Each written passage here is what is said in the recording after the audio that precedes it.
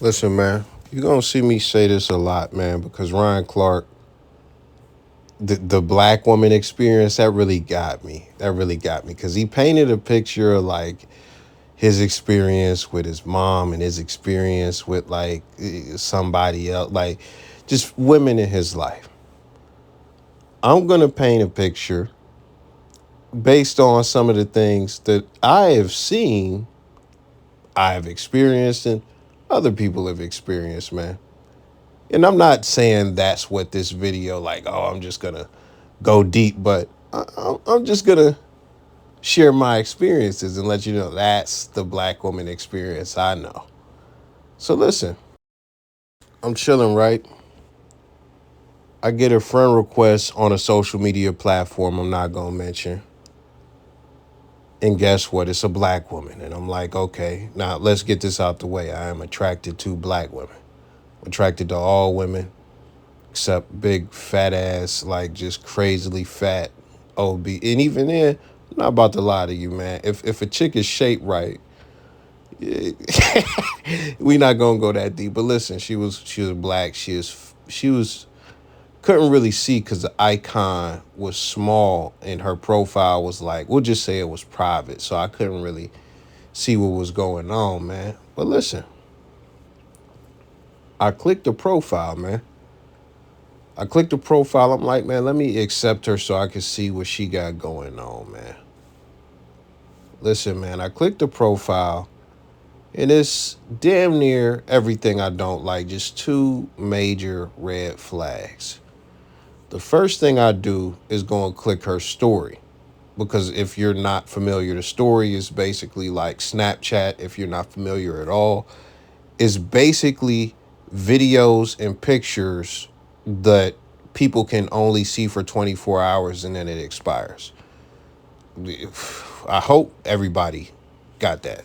So anyway, I go to her story and I see a few pictures of her. I'm like, okay, she's cool. She's mid. She's not highly attractive, but she's not ugly. Like she's somewhere around the pocket of average. Okay, cool.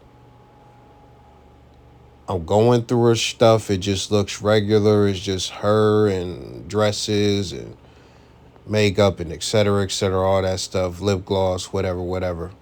I'm like, okay, she look all right. We get to one slide. Guess what it is, man? It's a thug. Absolutely. It's a guy in a ski mask with a bunch of money and just a thug outfit, whatever you want to imagine. I know, like, if you're white, you're probably imagining a guy with no shirt, checkered draw, sagging they pants. Like, no, no, no. That's like some fucking 1992, 2002 West Coast shit. No. So imagine like a Nike Tech sweat outfit, ski mask, not even a ski mask. What's that shit they call it? A shiesty mask, which is like, I'm not even about to describe that. Go Google it. But the dude is in possibly a bar with not just one, two, three, man, something like 50 20s doing like the poo shiesty, if you know, you know, like money fan type stuff, like going down his arm, the little slide, bro. He just going crazy, he jamming and stuff like that. I'm not even, it's a caption on it, but listen, what I see is, okay, you are associated with a thug, and what I have to do is take that information and assess it. The first thing I have to do is assess it as a red flag.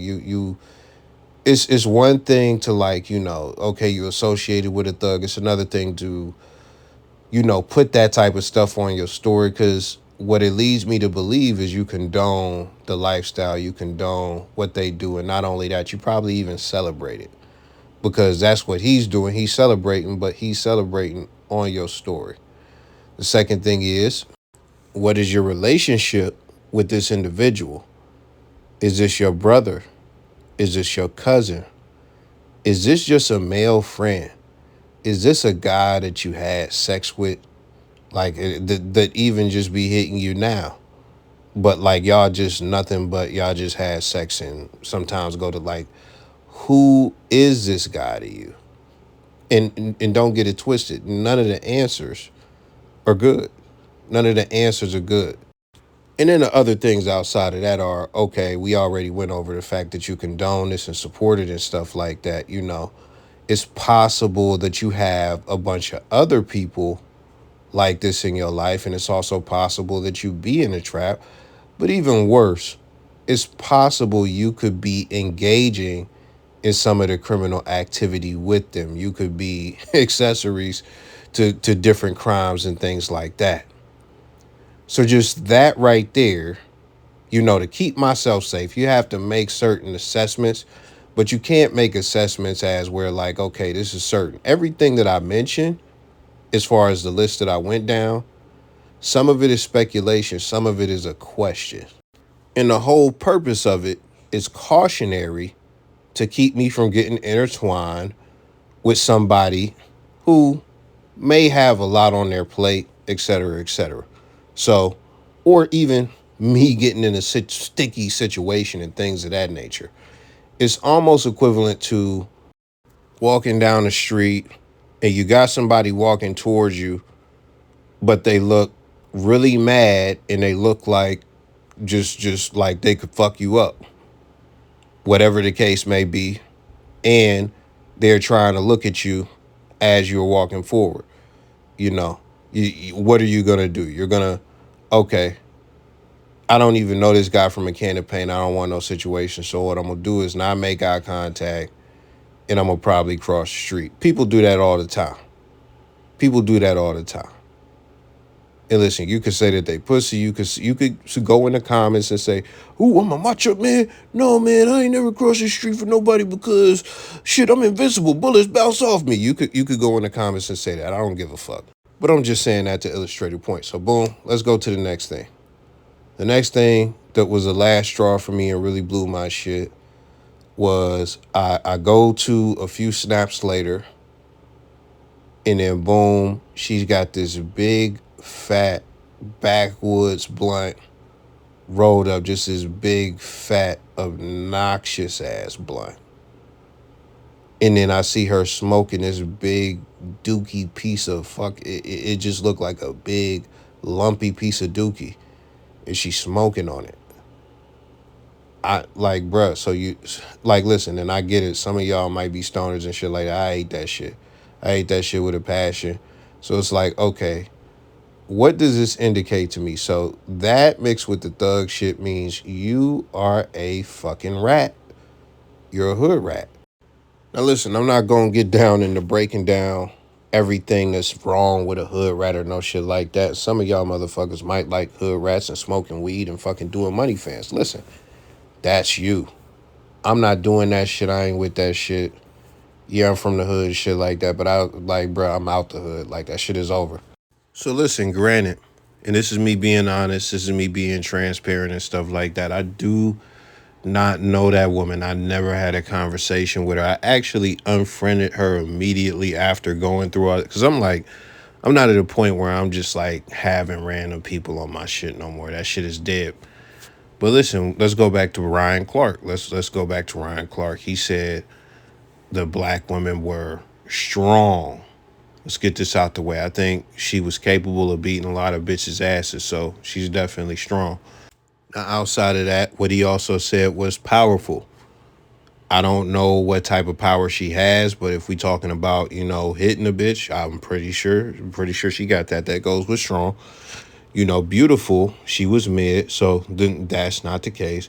The one thing I will say, he also said that, black women are supportive and stuff like that. When we look at this chick, she was definitely supporting Pookie in his thug celebration.